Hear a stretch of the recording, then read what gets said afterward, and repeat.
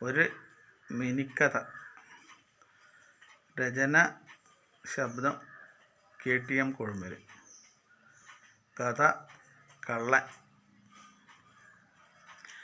ആറ്റുനോറ്റുണ്ടായ ഒരു ആൺതരി ചക്കരമുത്ത് നന്നായി എണ്ണ തേച്ച് കുളിപ്പിച്ച് അലക്കി ഉണക്കിയെടുത്ത വിരിപ്പിൽ കിടത്തി പാട്ടുപാടി ഉറക്കിയതാണ്.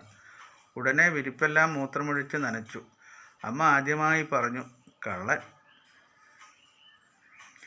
കിക്കിരിപ്പല്ലിൻ്റെ മൂർച്ച മുലക്കണ്ണിൽ പ്രയോഗിച്ചപ്പോഴും പറഞ്ഞു, ആവൂ കൊച്ചു കള്ള, അമ്മയ്ക്ക് വേദനിക്കുന്നു. പിച്ച വെച്ച് നടക്കാൻ തുടങ്ങിയപ്പോൾ അടുക്കളയിൽ പാത്രങ്ങൾ തട്ടിത്തെറിപ്പിച്ച് ശബ്ദമുണ്ടാക്കി മൺകലങ്ങൾ ഉടച്ചു. അപ്പോഴും അമ്മ പറഞ്ഞു, ഹോ, ഈ കള്ളനെ കൊണ്ട് തോറ്റു. അമ്മയുടെ പ്രതികരണം അത്രമാത്രം. കുറച്ച് വളർന്നപ്പോൾ അണ്ടികളും അടക്കകളും അങ്ങേപ്പറമ്പിൽ നിന്നും കൊണ്ടുവന്നു.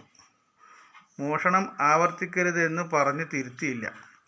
വീട്ടിൽ ദാരിദ്ര്യം മാറാൻ പലതും കൊണ്ടുവന്ന് പട്ടിണി മാറ്റി.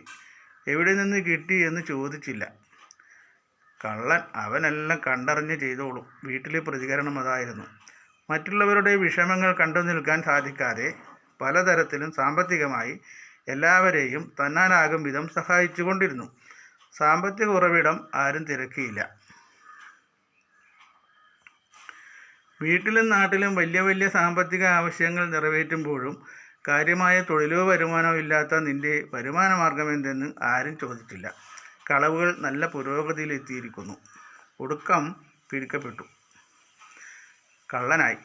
നാട്ടുകാരും വീട്ടുകാരും ഒരുപോലെ നീട്ടിക്കൂവി, കള്ളനോ കള്ളൻ, കള്ളൻ, കള്ളൻ. താനിങ്ങനെ കള്ളനായി. ആദ്യം തനിക്ക് പ്രോത്സാഹനം തന്ന അമ്മയെ, വീട്ടുകാരെ, തൻ്റെ സഹായം യാചിച്ച് സ്വീകരിച്ച നാട്ടുകാരെ, അങ്ങനെ തൻ്റെ കളവ് മുതൽ സ്വീകരിച്ച് ആർമാദിച്ച എല്ലാവരെയും ആ കള്ളൻ ശപിക്കുകയായിരുന്നു. പിന്നെ പാവങ്ങളുടെയോ കഷ്ടിച്ച് ജീവിക്കുന്നവരുടെയോ ഒന്നും താൻ കട്ടിട്ടില്ലല്ലോ എന്ന ചാരിതാർത്ഥവും.